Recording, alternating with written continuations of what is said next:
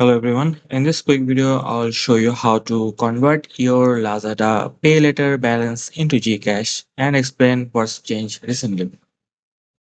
So previously you could search for GCash here and then purchase those vouchers here on Lazada, then pay using Lazada Pay Later. But as of now, things have changed due to updated platform policies. Lazada no longer allows GCash vouchers or gift cards to be sold on the site.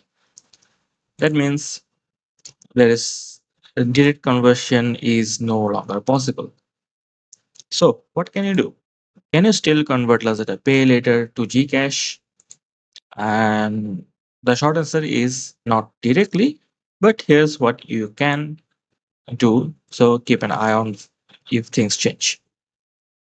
Now, if Lazada ever brings vouchers back, just find a GCash product, click buy now, and proceed like any normal purchase. All right. For example, you want to buy this one.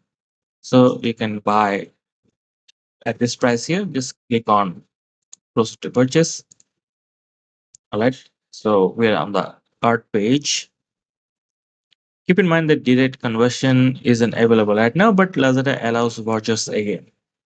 So you have a couple of options. You can choose GCash e-wallet, credit, or Lazada wallet.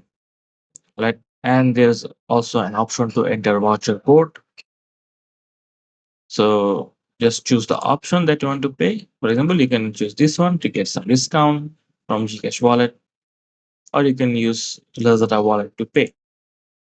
And that's all there is to it. So just hope that clears things up.